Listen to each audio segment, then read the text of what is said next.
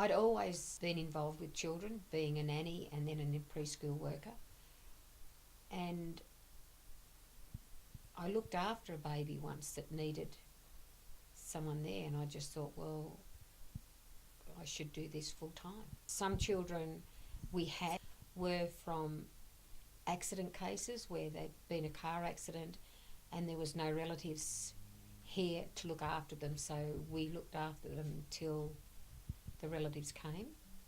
Some we had for respite, and even though we had them for respite, we had them from when they were 9 months old till they were 21. They're the special ones.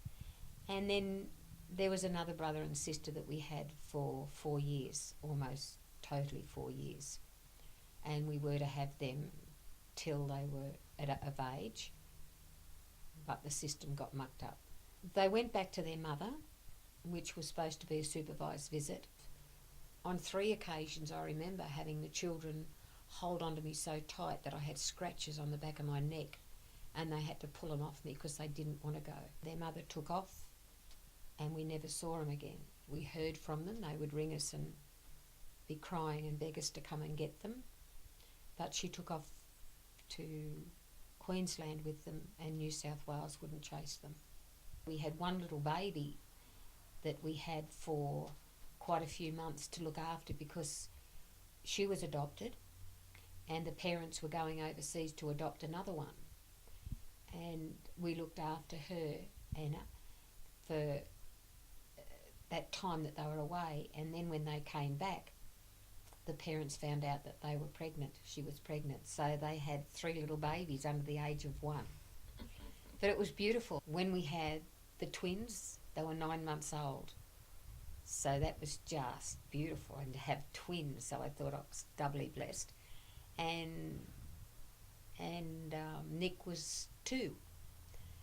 And I was able to buy a pram from one of the op shops that had a double seat in it for the twins and a little stand on the end of it, so Nick could come and we'd walk round down the street or walk to the parks. They're beautiful kids with the most wonderful mother that you could ever wish for.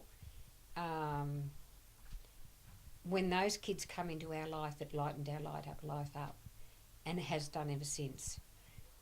We still keep in touch with their mum, not as much as we'd like, but we still love and respect her because she did a mighty job, and we were just there to help so she could do the job better. There was a boy who was a teenager, and we'd been asked if we please could take him because he was being raised by his grandparents and they both had cancer, and he was going to be left on his own. And I told them I normally didn't have children of that age, and he came and stayed with us for a little while, but I could see it wasn't going to work. And I went back and said to them, look, he really needs a father figure that's going to take him to all the sports and do all that sort of thing, which my husband wasn't able to do because he was working full time. So he went with him, and he was going okay, but after his grandparents died, for whatever reason, I don't know, but he actually hung himself, so that was sad.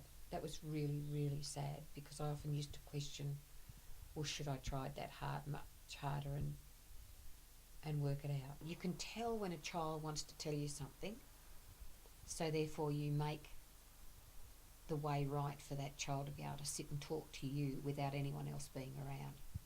Listening to them laughing. When we played our games, we often used to play games, and even though they were told not to go down on the stairs on their bottoms or on their tummies, they would end up doing it, and you'd hear them laughing, and then you'd hear a bang and not being able to be game enough to cry because they knew they'd get into trouble anyway.